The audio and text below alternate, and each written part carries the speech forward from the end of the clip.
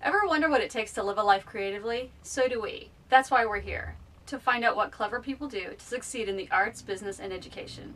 I'm Cecily Korst, and this is the Trailer Talks. We're interviewing artists and educators, musicians, and thought leaders, at home and on the road. So come on, it's going to be a good trip.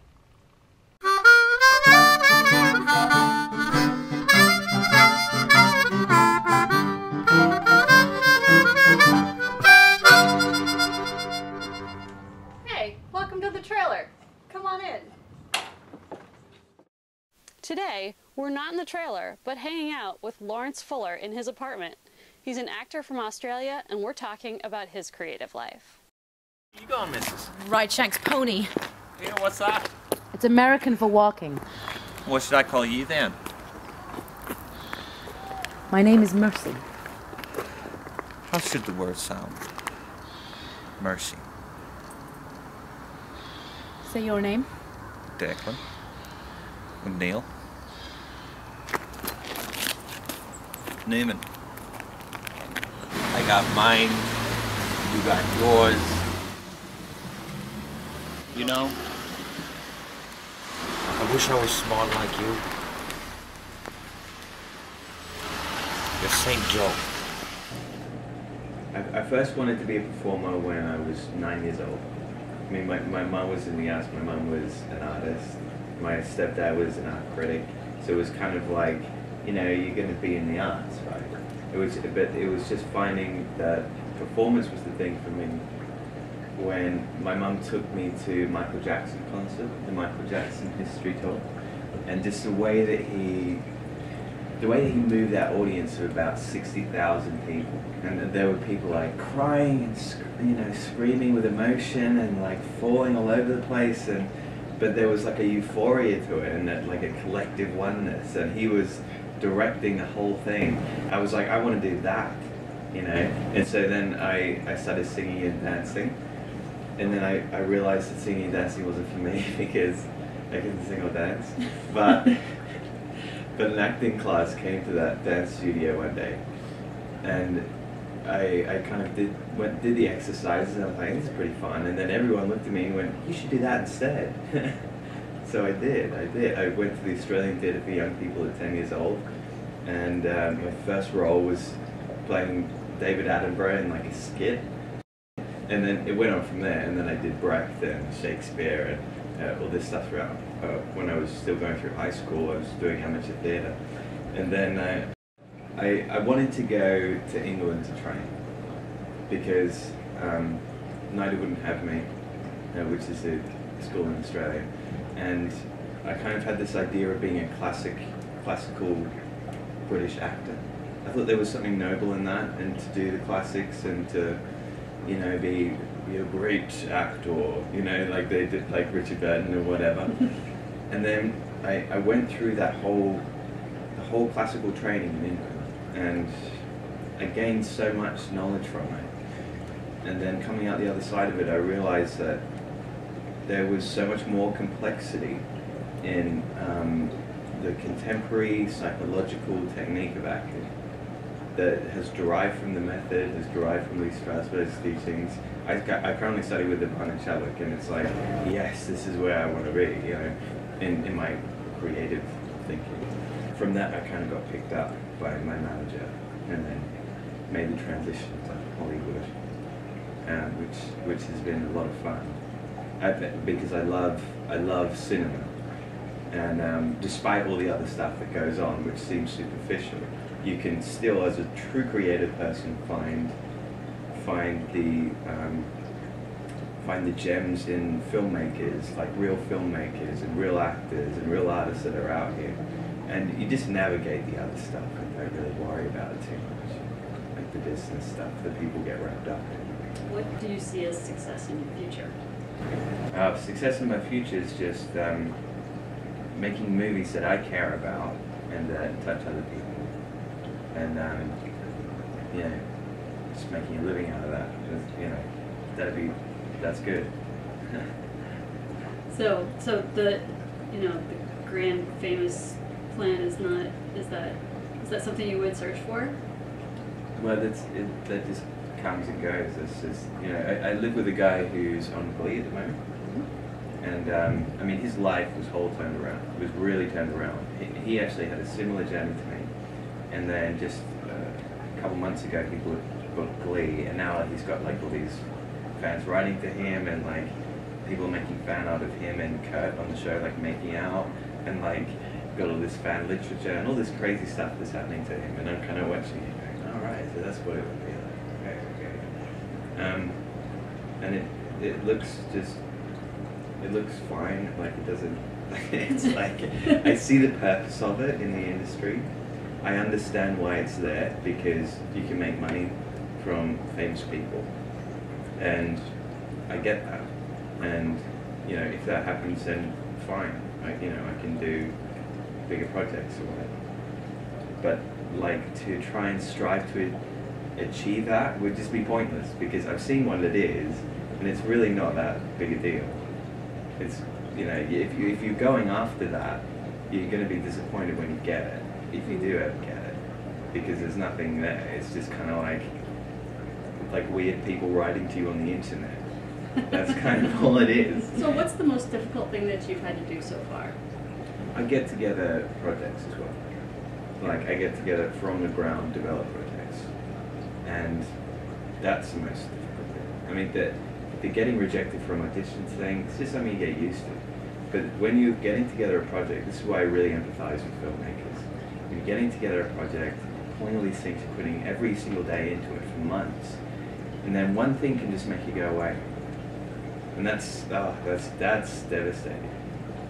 You just have to get over that and then start on the next thing. The first time that happened to me, I learned so much. It took me years to finally get the courage to start putting those projects back together again, because it took about 7 months of my life, and this one little thing has made it go away. So actually it wasn't to do with the acting thing, it was the producing thing, which but I'm glad I got burnt in that way, because I think you kind of need to be a fully developed producer. I think you need to go through some struggle and come out the other end. What is the creative process like for you? Yeah, I've thought a lot about this recently, and I think that the root of all creativity is in nature. It's in our biology, it's in the world around us, it's in the tiny bacteria that starts from one thing and then splits off into two, and then that's really what it is. It's one thing that splits off into two and then multiplies. It's the first ever self-reproducing cell in the ocean was creative, right? And so in that way we are creative in everything that we do, in every cushion that we move, in every choice in our life. We are creative because we're affecting something in the world, and the rest is context.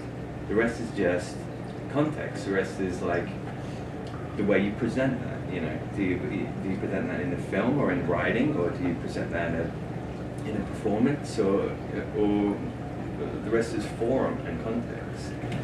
And you know, one performance in a small film can, you know, appear to be one way.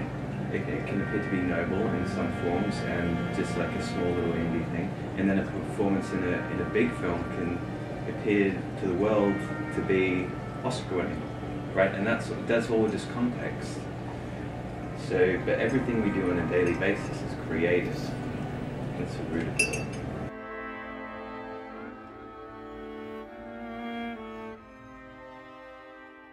You talked about doing the production side of things too, and doing projects. Do you have a preference for that versus breathing life into a character as an actor?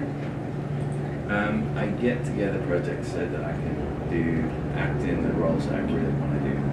I mean, like you probably hear a lot of actors, especially around Oscar season, go, these kind of roles are going to come around a few times in their lifetime. I don't want to wait for that. I don't want to wait for a few times in my lifetime. I want to get together the roles that I want to really do, because you're only given so much time on this earth, and you never know when you're going to die, right? I mean, you just don't. So I don't want to wait around for that. I want to get the roles together that I want to do now. So who's your biggest supporter? That's my manager, without doubt. I mean, you could say your mum, but isn't everyone's mum the biggest supporter? But she is as well, obviously. I mean, she bought a house up in Big Beds just so that she can come and visit more often. And I'm very grateful for the opportunity to see more often. But, in terms of outside of my family, it's my manager. Yeah, I'm going to stick with him for a long time. What was last year's pinch me moment for you? That was when Apostle Peter and the Last Supper came out. We kind of just thought it would be this tiny little film that no one would see. But then it was on all the Christian networks around the world. And it was on, played in all these churches, and it was selling out on its DVD release, and it was the top 10 most streamed films on Netflix on its release. And it was like, wow, a lot of people have actually seen this film. In your jailer. What could this cult possibly offer a man for him to risk his freedom and his life? Did you really know him? The one they call the King of the Jews? So you were friends with this Jesus? A prophet? You really think you could convert me to living a life of persecution? No, to living a life of hope. Do you care to make a wager on that? If you can convert me, I'll set you free. I am already free. But even in chains? You are the one in chains, Martinia, not I. I want a child. That is dangerous talk.